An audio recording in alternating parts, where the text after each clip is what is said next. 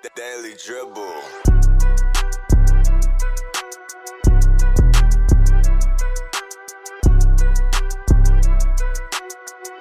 And welcome back to the Daily Dribble podcast, guys. As always, I'm your host, Nic Zammit. Here joining me to my right is Mr. Row Hancock. How are we, Nick? Death, taxes, and you and I turning up on a Friday night. Here we are once again, my man. So predictable, Mr. Zammit. Oh, indeed, indeed. And what an episode it's going to be. We've said it For the sure. last couple of weeks, despite the season being over, the action is still non-stop and frenetic to say the least. Tonight's going to be part one of a two-part series where we're going to do our final conclusive end-of-season grades for both the Eastern and Western Conference. Tonight, tackling the Eastern Conference, we'll rattle through together all 15 teams, just giving a bit of a rating on how their seasons panned out based on our predictions going into the year. So very excited to get into that with you momentarily. For sure. Me too. Should be good. Before we get into it, though, I say it week in and week out, a big shout out to both Stadium Scene and The Cover, both those networks, despite the season being over, continuing to showcase our good work here at the Daily Dribble. Very, very appreciative of all their continued hard work and support of us. It certainly means a lot. So keep up the good work to Stadium Scene and The Cover. Indeed. All right, let's do it, Ro. Let's not stand on ceremony any longer. We will start alphabetical order, Eastern Conference, two-part series. As I said, Western Conference next week. We're going to start tonight with the Atlanta Hawks. They finished 7th this season with a record of 41-41. What did you make of their season? Yeah, well, I was hopeful coming into this season because we look at their acquisition of DeJounte Murray coming into the season and you think, okay, we know that one player isn't going to make all the difference, but he should make somewhat of a difference. And to start, I don't know if you remember, Nick, but to start off this season, the Atlanta Hawks were on fire. And we were thinking perhaps this one guy, DeJounte Murray, will make the difference. And on paper, they were looking like a good team, but they fell off throughout the course of the season. I've given them a C+ for the season. I thought to finish at 7th, it's probably just above a pass mark. In saying that, I couldn't give them any higher than that because there was hope going into this season, particularly when they acquired DeJounte Murray, that they could potentially be one of these teams who we saw the other year when they made their way to the Eastern Conference Finals. And we thought that potentially they might be able to be there or thereabouts in that sort of 4 to 5 mark. Wasn't to be. Just another sort of, even though they finished 7th, I almost think it was a nothing season for the Atlanta Hawks. Like they didn't really make any huge steps forward in their progress. And that's probably the most disappointing part for me. Got a few players who didn't really have the best of seasons, like Capella and Johnny Collins, who's since been dealt. So I think, there's still plenty of time for the Atlanta Hawks to improve, but this season was just a bit of a nothing season. I tend to agree with you. I predicted them 7th this year. They finished 7th, as Rowe alluded to. I gave them a C rating. The acquisition of DeJounte Murray, he averaged 20.5 points, 5 rebounds, 6 assists. Trae Young averaged 26 points, 3 rebounds, 10 assists. He took a real dip in his efficiency, though, which stood out to me. And it kind of, as he played off ball a little bit more so, as Murray came into the squad, he was shooting 43% from the field and 33.5% from 3.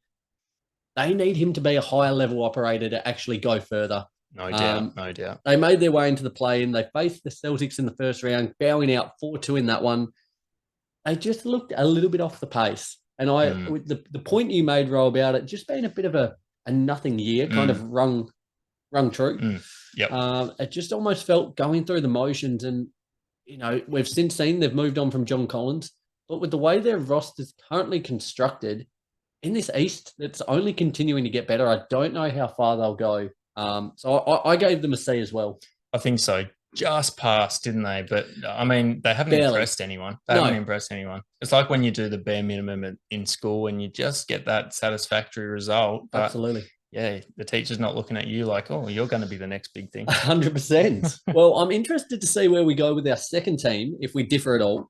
The Brooklyn Nets, I predicted them for a 3rd place finish, should I say. They ended up finishing 6th with a record of 45-37. Despite that, I've given them a B- rating, just purely based on how plucky they were, despite undergoing such a radical change midway through the season. It really was a drastic overhaul with Harden, Irving, and KD departing, whilst also having Ben Simmons go MIA. Yep. That's The almost usual. that's a foregone conclusion now that Simmons will go missing. And you'd have to say that this phase, this iteration of the Brooklyn Nets, that big three that they really went all in on, was extremely disappointing. Yes. Extremely disappointing. It did not bear fruit at all. They've since had to resort back to their grit and grind kind of ways. They've brought back Dinwiddie, also acquired Mikal Bridges, Cam Johnson. They ended up making the playoffs. They bowed out in straight sets against Philly, 4-0, but take nothing away from them. I thought they were more than admirable given the pieces they had at their disposal. You can't, to be honest, I found in that latter half of the season that I couldn't help but, root for them a little bit. Yeah, no doubt. It was really endearing the way that they kind of persevered despite going such a big change. But for that reason, I've given them a B-. I'm with you, B- for me as well. And there's just something about these teams who, particularly after they lose top-end talent as they did, extensive top-end talent, like the toppest end of talent, and to still show signs of grit and grind, it really endears them to yourself. And I thought the acquisition of Mikal Bridges was a really good one, even though he has been since sort of potentially shopped elsewhere. There's still signs that he could be a massive contributor for the Brooklyn Nets going forward. The Brooklyn Nets have sort of hurt my trust because now going forward with teams who, such as the Phoenix Suns, who were discussing last week, and the jury's still out on whether they will be what people are predicting them to be. But Brooklyn Nets, after losing KD and Kyrie and James Harden as well, they've got me worried about teams going forward. Just because you have top-end talent doesn't necessarily mean it's all going to work. And to be honest, it's not been that correlating factor over the last couple of years in particular between establishing these big three teams or these superstar-laden teams hasn't exactly resulted in success. It hasn't, has it? But yeah, credit to the Brooklyn Nets after they lost that top-end talent. And I'm sort of a bit optimistic for what's to come for the Brooklyn Nets. There's still a lot of the unknown going forward for the Brooklyn Nets because like all things considered, it's a fairly small sample size. Oh, it is. But to think that at least they've got the mindset to want to compete on any given night, even if it's not going to result in wins, I think it's really admirable. And looking forward to seeing what's to come for them. Mate, whilst you're on a roll, let's move ahead to your Beantown boys, the Boston Celtics. They finished second this year with a record of 57-25. Made it through the playoffs, bowing out in the conference finals. How would you grade their season? So, look, I've got my green glasses on, but I've given them an A- for this season.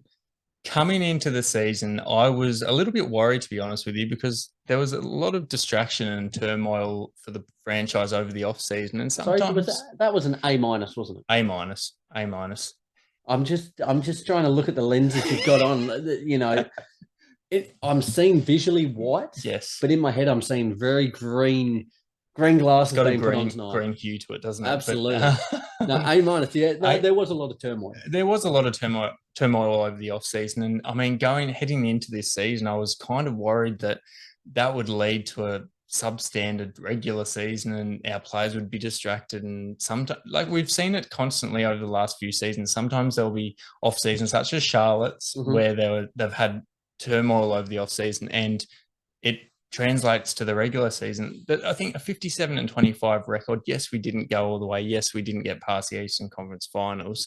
But to have a regular season like that, seen some really good signs. A player like Malcolm Brogdon, who's just new acquisition, sixth man of the year, really happy with his performance this year.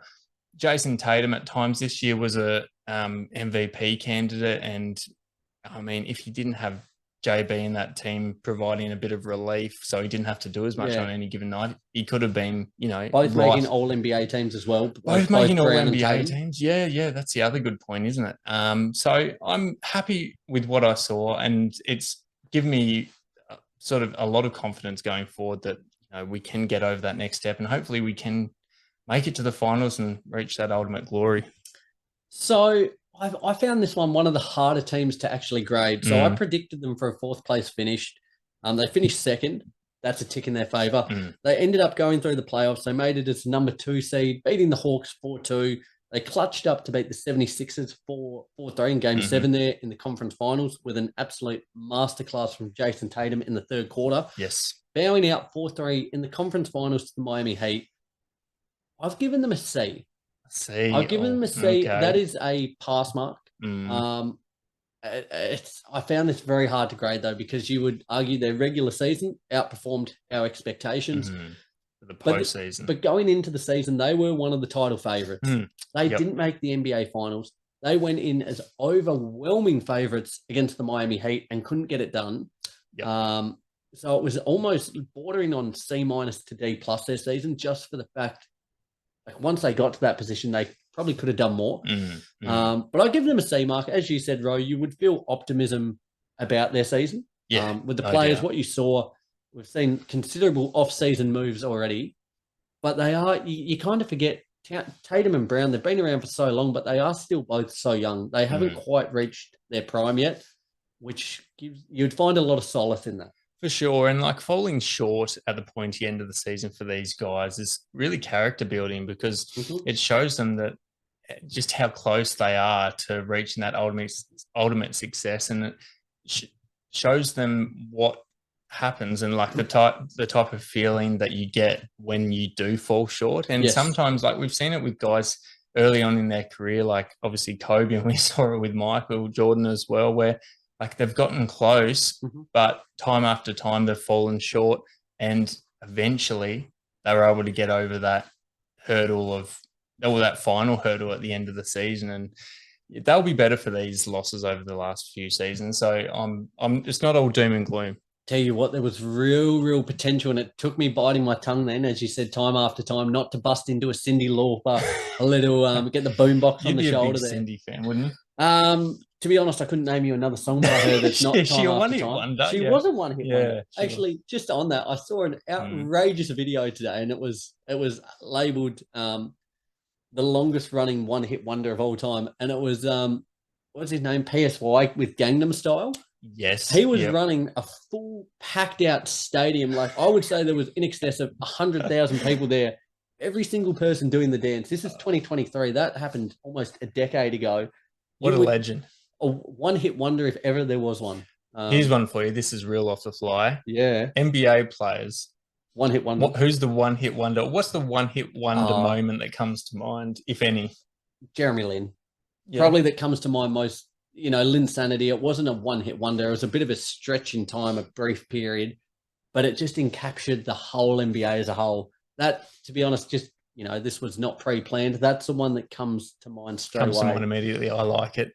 Don't know if you remember this. This was literally a one-hit wonder, one-game wonder. Oh, here we go. Do you recall that San Diego Gaines Utah Jazz 3-pointer to get them over the line? It was probably, I would have thought it was probably 2008, 2009. That's deep in the locker. I look it up if you get the chance.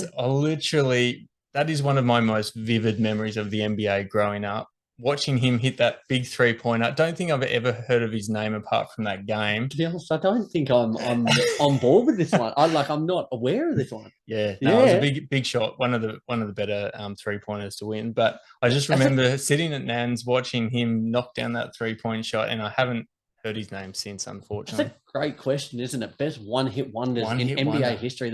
We might have to do a bit of a we're coming into the off season. That might have to be a bit of an episode there. So it's a great shout.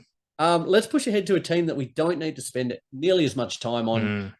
Lee's not joining us tonight, so he won't have his say, but we'll speak on behalf of him. Yep. The Charlotte Hornets. I predicted them for a 14th place finish this year. They did, in fact, finish 14th with a 27-55 record. I've given them a D+. Expectations were low. The only thing exciting about them was really going into the season, LaMelo Ball.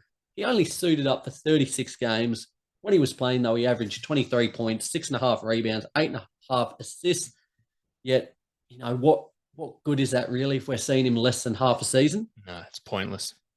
To be honest, nothing else was really notable about this team except for the fact that they had a little patch in that kind of middle part of the season where they were essentially playing third stringers. We had Dennis Smith Jr., Theo Maledon, these names that by no stretch of the imagination are household names. They were getting some wins. I remember they beat the Warriors. They had a little run there. They were playing without shackles throughout that period, weren't they? Very, very low expectations, and that sort of went in their favour. And, as small as a sample size as that is, that was kind of a highlight for me. Apart from that, nothing really stood out.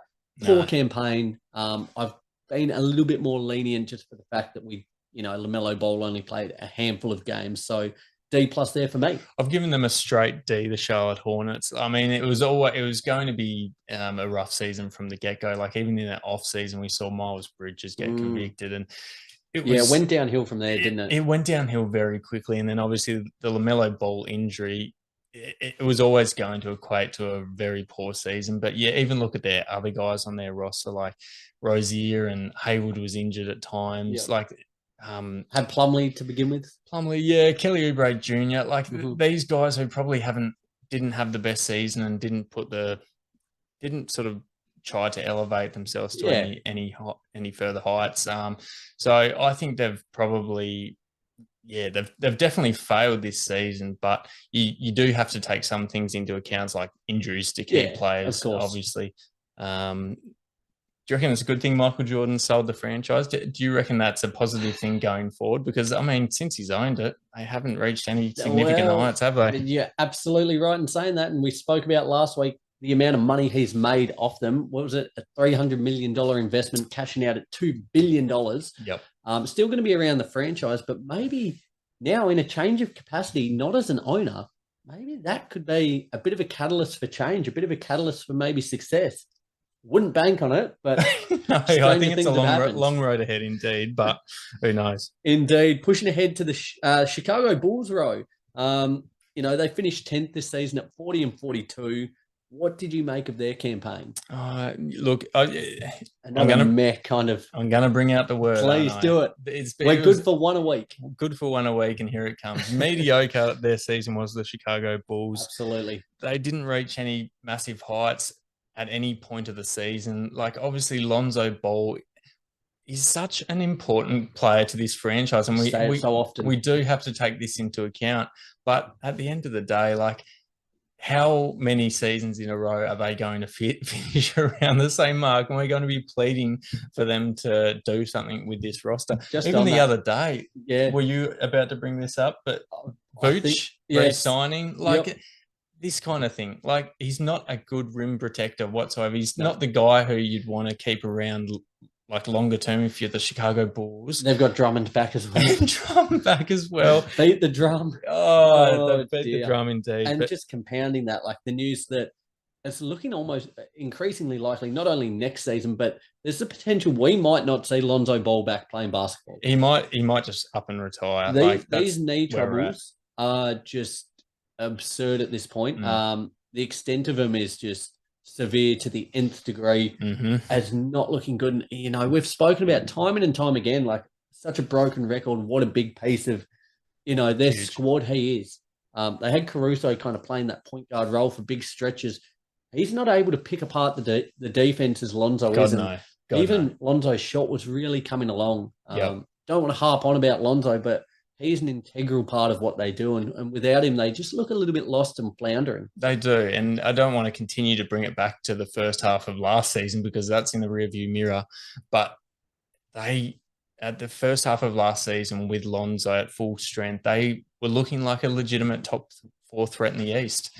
And after he went down, ever since he went down, it's just been doom and gloom for the Chicago Bulls, and re-signing these guys who aren't going to elevate them going forward. It pisses me off to no extent. And I'd hate to be a Chicago Bulls fan at the moment because I think what you're signing up for is just another few years of finishing around that 8, 9, 10 spot.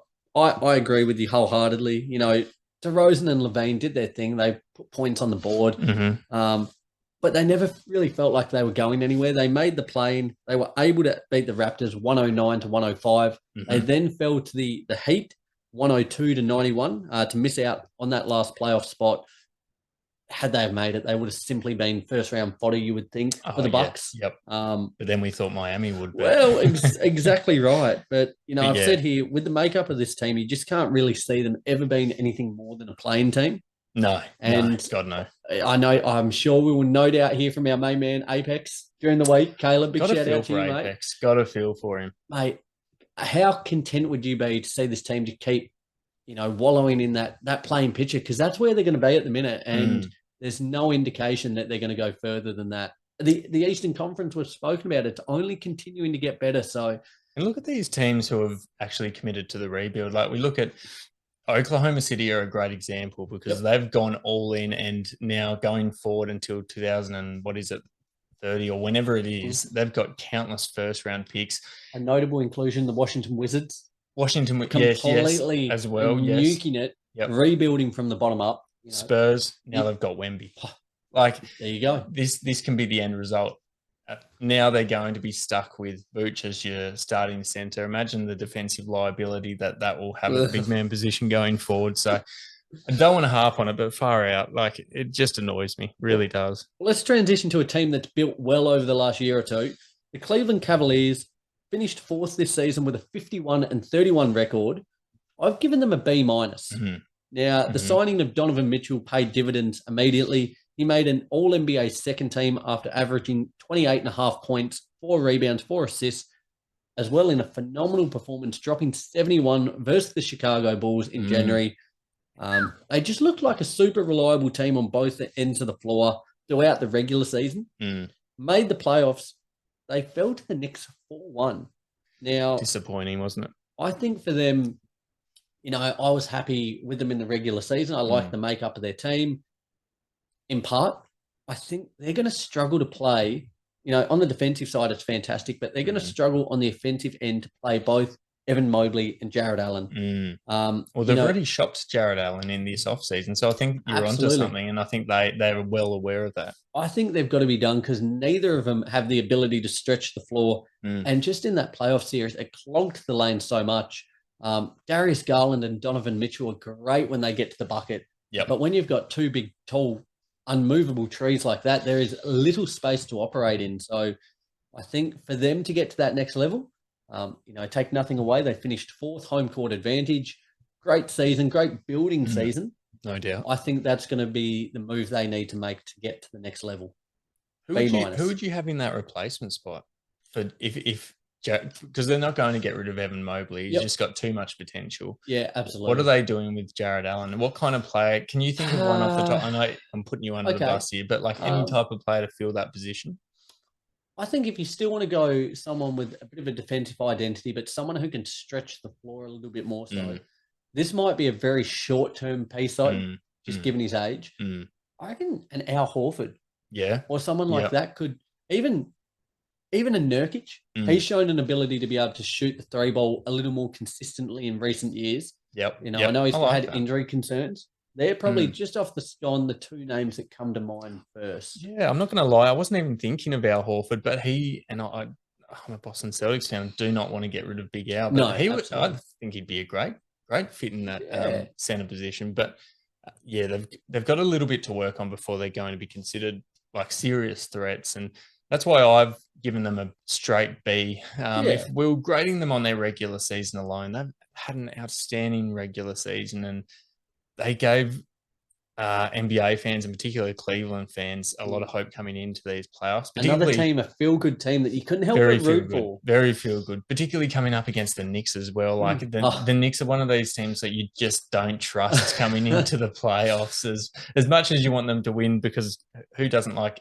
the Knicks going far? And it's good for the league. It is good for the league, isn't it? But having Donovan Mitchell lead that team and play really well throughout the course of the regular season was a really positive sign, and that acquisition paid dividends for them. But they've been marked down massively just due to that early exit in the playoffs. If they had, I think even if they had have gotten over the Knicks in that first round matchup, I would have been considering giving them maybe like an A-. B+ to A-. But going out in the first round, fourth position, it's not really acceptable. In comprehensive fashion, 4-1. Yeah.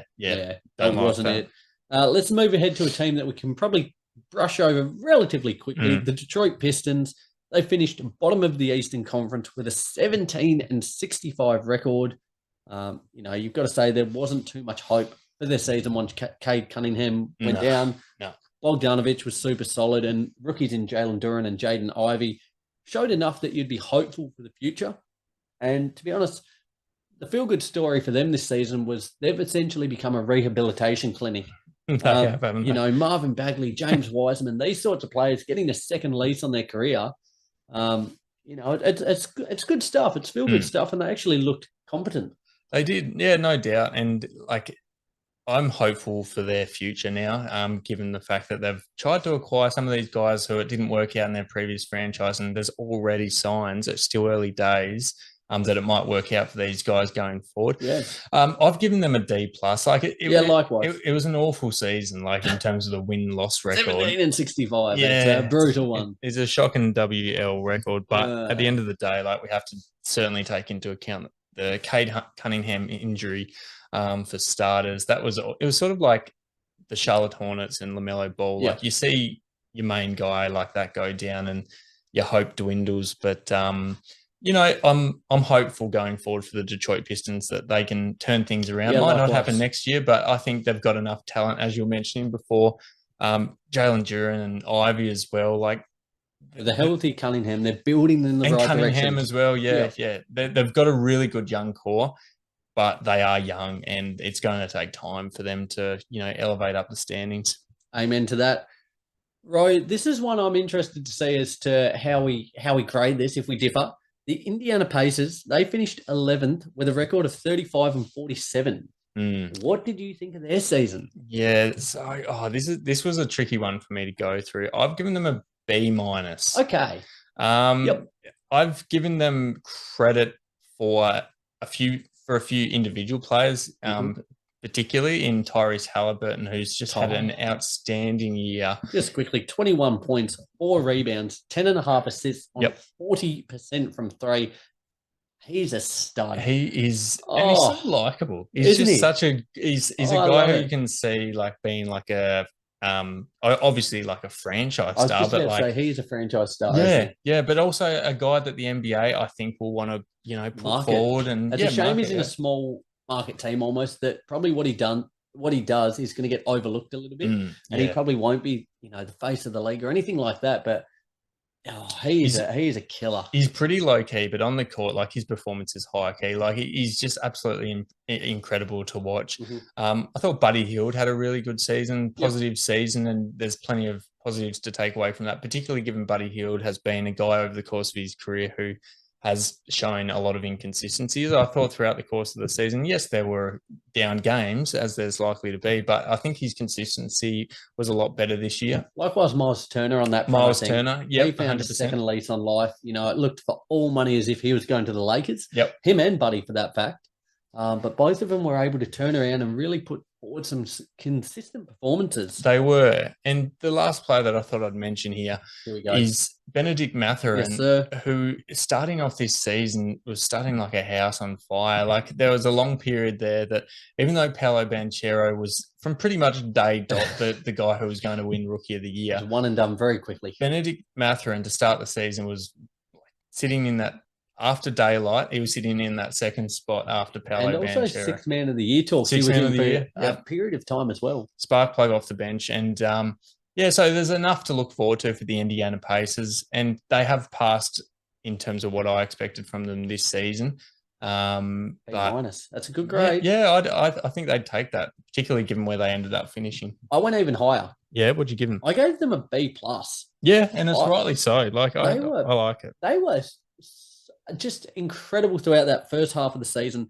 I expected, as many others did as well, that they wouldn't even make 20 wins. I predicted them for a 15th place finish this season.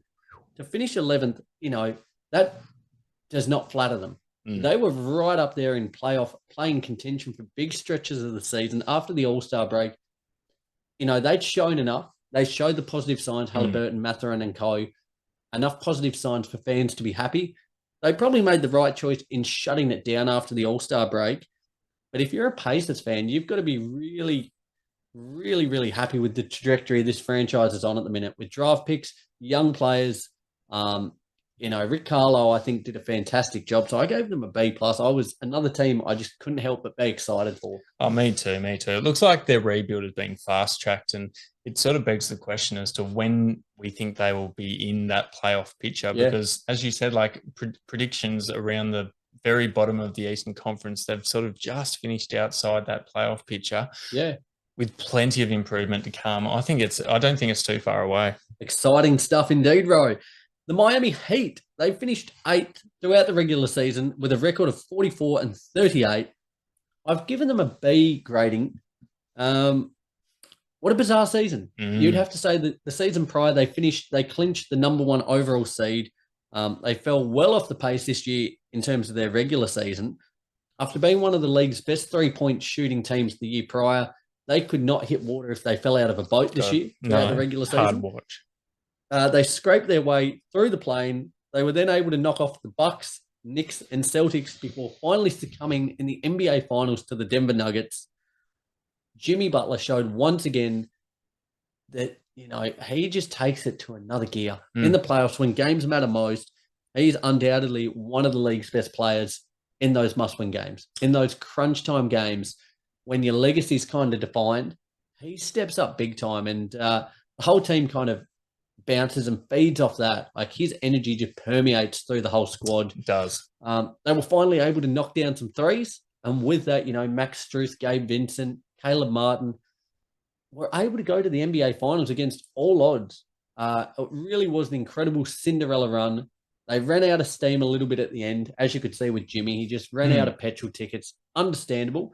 But I gave them a B. A really bizarre season, though.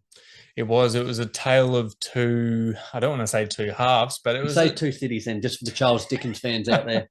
I don't know that one, but I'll take your word for it.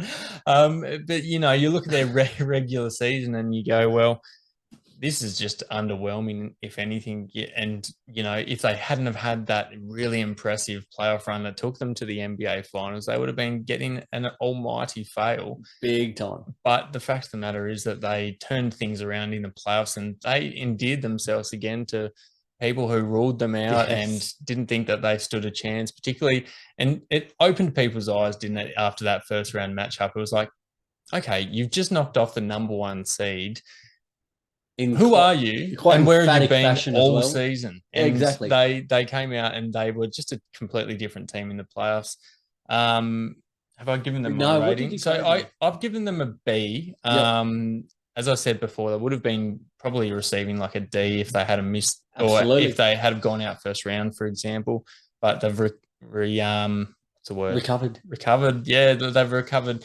Come the playoffs, and they're one of these teams going forward as well. I'm not sure about you, Nick, but because they had such a average regular season, but then turned things around in the playoffs, I don't know what my prediction of them would be next year, because a tough one. If they're going to play like they did in the playoffs throughout the regular season, they will be top 2, top 3. But interesting to see which route they go with their off-season moves. There's already been some big name players. Bradley Beal they missed out on, but James Harden even. Couple of other names being floated around at the moment. Freddie Van Vliet. Yes. Steady Freddie. It'd be interesting to see which route they go with it and how their squad actually takes shape heading into next season. Yep, a lot to play out on that side of things. Ro, the Milwaukee Bucks, they finished as the number 1 overall seed with a record of 58 and 24. They bowed out in the first round to the Miami Heat, the aforementioned Heat. They got wiped 4-1 in the series. So holy shit. Like, nobody full stop had the Heat winning. No. But for them to win 4-1 against the Bucks, it's just ridiculous scenes. An alternate reality almost, it seemed. Yeah, it was. Not in your wildest dreams would have you envisaged that to happen. And I've given them a B-. Regular season, they... B-? Yes. Really? Yeah. Oh, are we judging it on the regular season as well? Absolutely. Yeah, true. True. They've just won 58 games true. And only lost 24. Oh, shit, maybe I've gone very harsh. I think you have. Yeah, but I'm completely taking into account the fact that they've gone out in the first round 4-1, as we've mentioned. But at the end of the day, like, they've had such an incredible regular season that has to be taken into account as well. Yeah, sure. Giannis just doing typical Giannis things. 31 points, 12 rebounds, 6 assists, another MVP level campaign. MVP caliber for sure. Had Chris Middleton out for extended periods throughout the season, one of their key guys, even though we do refer to him as the what is it? The Ferris wheel, the mate. Ferris wheel. He's up and down. When's it up? When's it down? When's it gonna get stuck? Didn't see much of the Ferris wheel. It was like the rides at Movie World. They were closed for extended periods, and PTSD, mate. From that. Yeah, let's not. My legs are still recovering. So yeah, look, playoffs absolutely underwhelming, shocking performance. Regular season turned things around. So they're somewhere in the middle of that A mark that they would have received if they had gone through with it, but also the D mark because they've had a shocking postseason. I predicted them for a second place finish, but lofty expectations that they were going to make a deep postseason run. Yep. With that, I've given them a D minus. I think I've given them possibly the worst grading out of the whole episode. Yes. Oh wow, D minus. Brilliant regular season, but they didn't really look like they got out of first gear too much throughout the regular season. They didn't have to push too hard. Giannis was able to get a bit of rest. Brook Lopez missed a bit of time. But that is nowhere near good enough for a team of their caliber to go down 4-1 to it's an 8th seed, but it's an 8th seed that had to win via the play-in, via 2 games. Almost missed out in the playoffs altogether. Yeah, they weren't in the 7-8 matchup for the play-in. They were in the 9-10 matchup. The lower rung. Yep. Very interesting little predicament to see where they go from here. They've won a title with this team. They've since got waxed in the first round. Chris Middleton, we're seeing little rumors and things floating around regarding his contract situation. If you've got Giannis, though, you've got a chance. Always. Incredible to say the least. But yeah, a D minus, very disappointing campaign there from me. Yep. The New York, very, very much a discrepancy between those two. That's probably our biggest one, and I dare say that will probably be our biggest one. B minus to D minus. That's a big jump. It'll be interesting, guys. That's a good one for you out there. Any of our listeners, whether you're tuning in on YouTube, Apple Podcasts, Spotify, hit us up on our socials: Apple Podcasts, Spotify, Instagram, YouTube, Twitter, TikTok, Facebook, all of the socials, all the Daily Dribble content. Let us know where you weigh in on that one, whether you side more so with the Row or more so with myself. Don't get me wrong. I can see where you're coming from with that as well, because all things considering, it's still a very raw outcome. It's happened recently. So you're thinking to yourself, geez, they've failed expectations, and you're basing your grading, which I can understand, off the outcome of their season. But let's also take into account that they've had 58 wins. It's a good clip. It is a good clip by anyone's standard. The New York Knicks finished 5th this year with a record of 47-35. I predicted them for 11th. They finished 5th, as I said. I've given them a B+ rating. Jalen Brunson had an immediate impact within this team, averaging 24 points, 6 assists, made them a lot more potent on the offensive end. They were super solid throughout the regular season. I really enjoyed the acquisition of Josh Hart as well throughout halfway through the season. He was the difference at times. He was. Big bonus. Not a guy who you think will be the difference, but he was. The stats were there, proof in the pudding. No, I think I kind of see him in a similar vein to Larry Nance Jr., like a bit of a almost underdone player who can make an impact. And he did. He did indeed. They were able to knock off the Cavs 4-1 in the opening round before falling to the Heat 4-2. The big thing, and I've said this quite a lot over the last month or two when we were talking about the Heat more, the Knicks more so, was they really need to address their centre stocks. It became absolutely apparent in their matchup versus the Heat. Mitchell Robinson and Isaiah Hartenstein were just almost unplayable. Mitch Robinson, it was hack-a-shack to a different level. Get that guy on the free throw line, no worries. If they want to get to that next level, which I believe they can with Brunson, Barrett and Randall kind of as your main three, your core three, quickly and guys like that coming off the bench. They've got potential there, but to get to that next level, they're really going to have to sort out that centre stocks. Because as I said, Robinson and Hartenstein, they're just not those guys. They're not, are they? And it's really sort of like a blight on their chances going forward, because I think that is the one notable weakness on their team at the moment, like having a guy who's so one-dimensional as Mitch Robinson. Defensively, yes, you sort of know what you're getting from him, but these days in the NBA, you can't rely on guys to be so one-dimensional and not have that other aspect to their game. And unfortunately, he doesn't. Just on that, just that point you made, with the way their roster, their starting five is kind of constructed, they're not built to be a defensive team. No. Barrett, Randall, Brunson are not guys who are going to play good defense. You can't have one guy anchor a defense. You better just sending it and going all out in the offensive end. Yeah, just doing what the Sacramento Kings did for large portions of the season. No one's going to do it better than them. No, I gave them a B+ as well, the New York Knicks. I saw plenty that I liked this season. Jalen Brunson, I thought he was actually one of my favorite players to watch throughout the course of the season because he just killer in crunch time. He really took this franchise upon himself to get wins, and he was electric. Yeah, particularly in the clutch, he showed up time after time.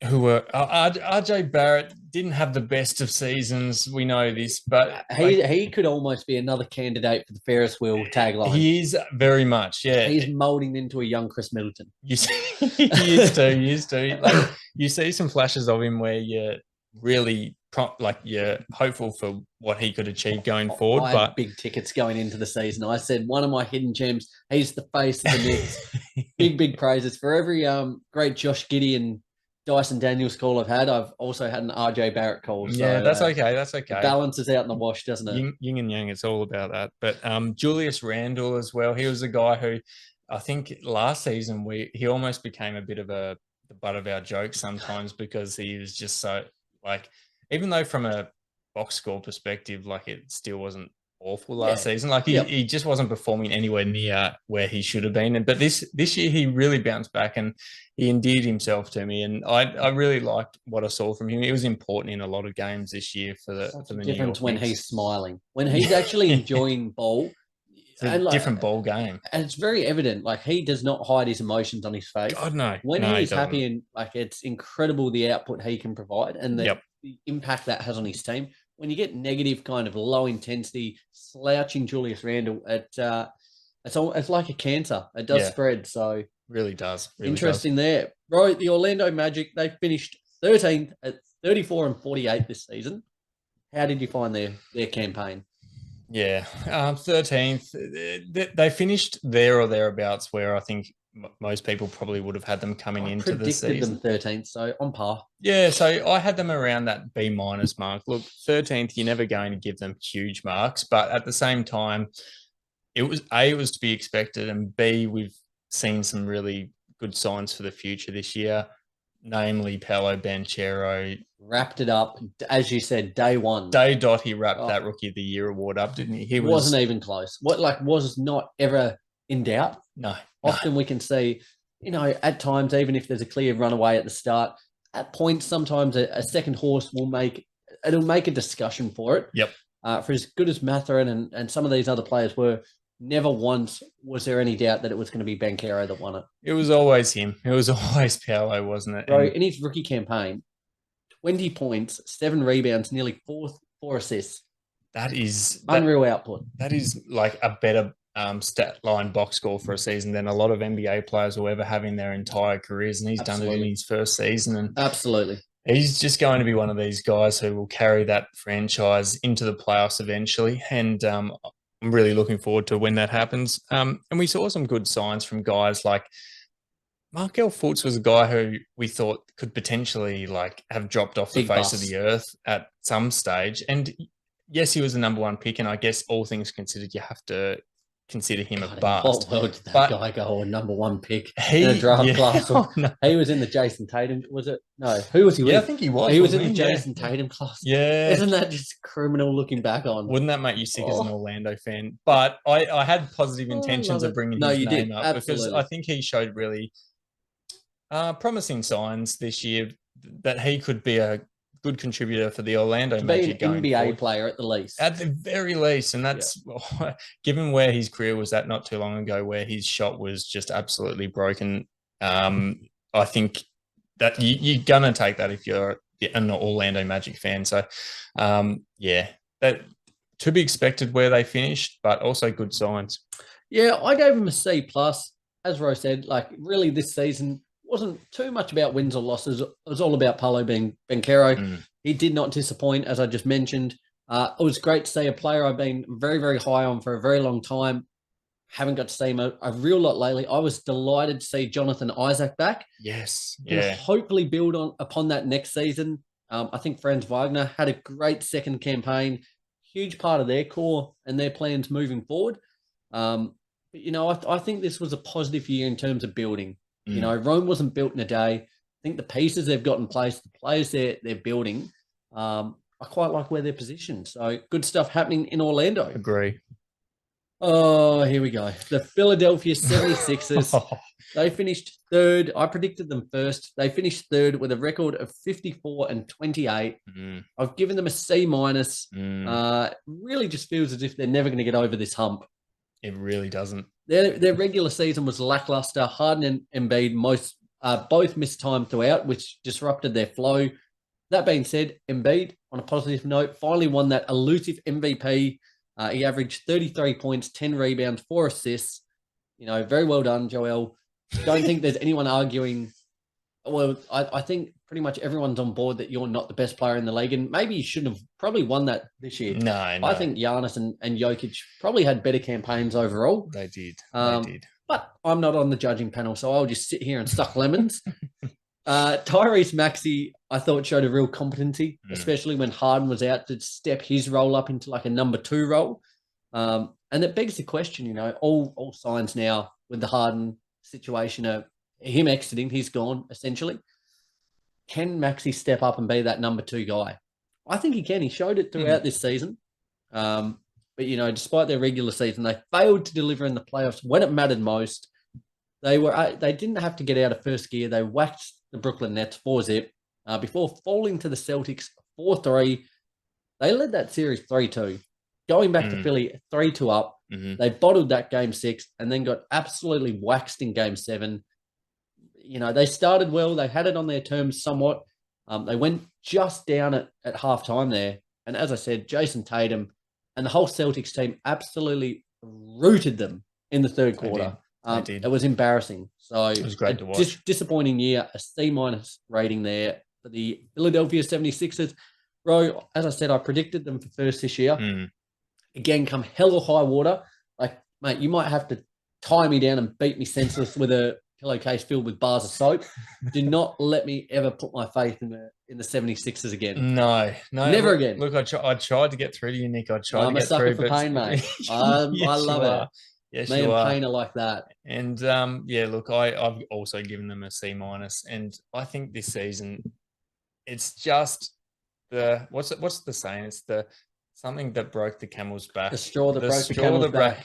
Thank you, Nick, for your got you, mate. knowledge in sayings. I love them. I think this is just the season where I'm just never, ever again, until they make it to the finals at the very least, never going to hold them in any sort of high esteem. We've got a pact here then now, don't we? Yeah, absolutely. This is here. It's on video. It's this will hold us accountable. Yes. And I'm sure the listeners will hold us accountable. We cannot do this any longer. It's just absolutely ridiculous. Like, I don't even care that Joel Embiid won the MVP. Like, I really don't, because, and I'm going to sound like I'm like poo-pooing the whole award, but like I just don't think he deserved it. I don't want to be negative Nancy for this whole thing, but I don't think he deserved it. I think it was sort of like you haven't won one. Okay, we'll give it to you for optics, I guess. Absolutely. But the Philadelphia 76ers, we don't care that you have really impressive regular seasons.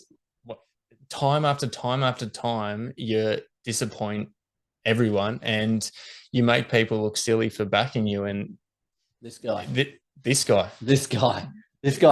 want to look silly. I know. And it's happened so many times now. They're one of my most disliked teams. We've spoken about for a lot of Cavs reasons. And Pacers becoming teams that have, and Brooklyn, who have endeared themselves to us. 76ers have gone the complete opposite way. So, we wipe our hands of them right here and now. Yes. Yep. The Toronto Raptors. We've got 2 teams to go. They finished 9th with a record of 41 and 41, split straight down the middle.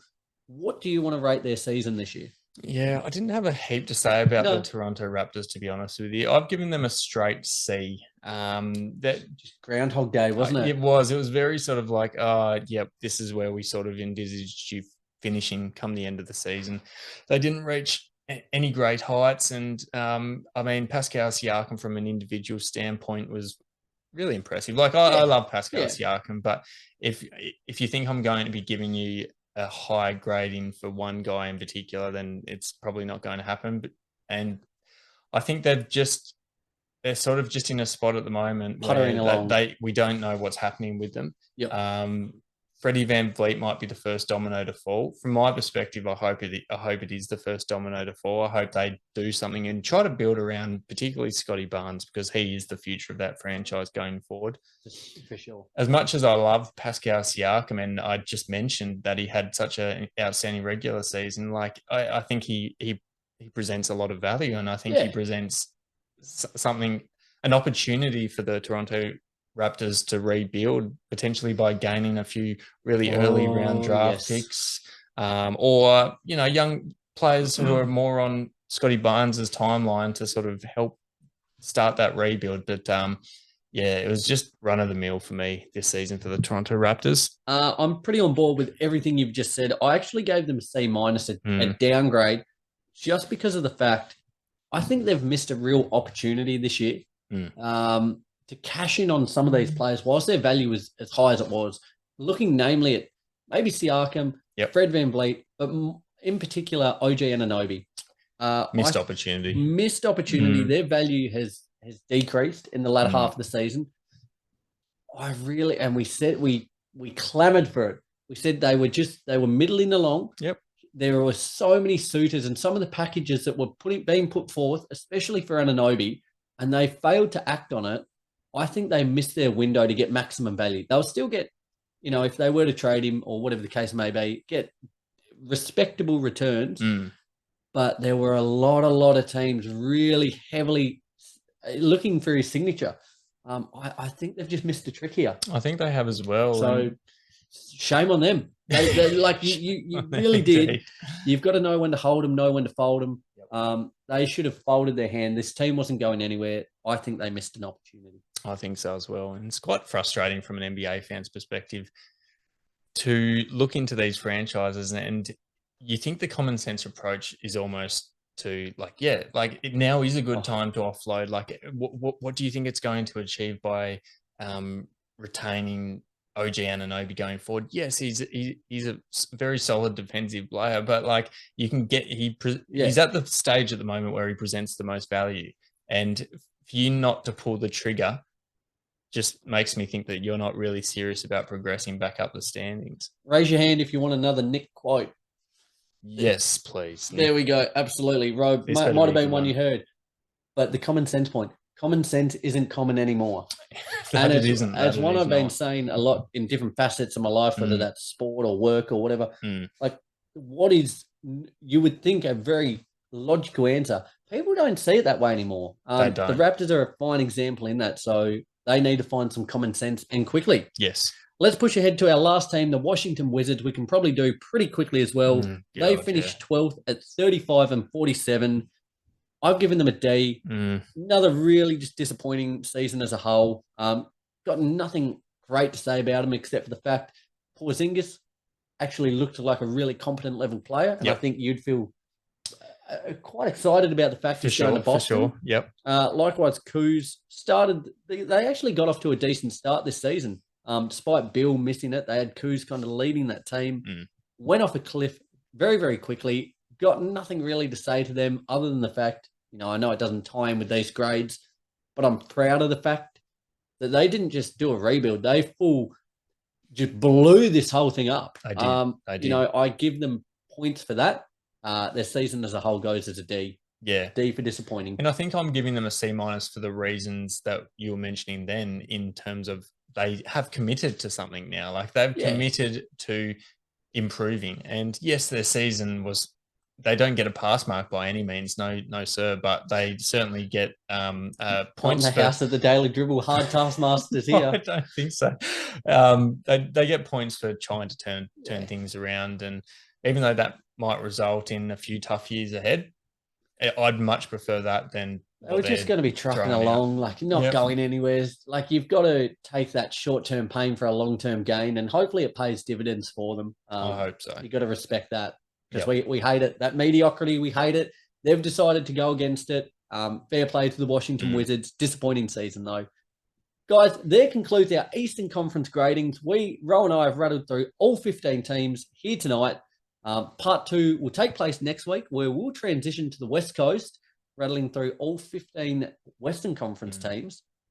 I always enjoy doing these ones. Like I know we do them, if we did more shows a week, you could spend a lot longer on them. You could. But doing these kind of flash couple of minutes on each team, it's quite a fun, frenetic way just to revisit the season in bite-sized pieces. Yeah, no doubt. And as I was saying before, it's all very raw in our heads at the moment. So the emotions might be coming to the surface for some of these gradings. But what can you do? We've only just experienced it. And as we saw with the Philadelphia 76ers, we're still mad. And we don't even go for them. We're exactly right. Imagine being a Philly fan right now. You'd be steaming still. You would be. Guys, we certainly appreciate all the continued support despite the season being over. Continue to do so. We're just entering free agency just about, so continue to stay up to date with all of our socials, Facebook, Instagram, YouTube, Twitter, and TikTok to make sure you're staying up to date with all the latest news, not only from the NBA, but also the NBL. The off-season is just running rampant at the minute, so continue to stay up to date with all of those socials to get the latest news as soon as it breaks. Guys, from Row, from myself, and from Lee, who couldn't be here tonight, thank you very much for tuning in, and we can't wait to join you next week to do the Western Conference.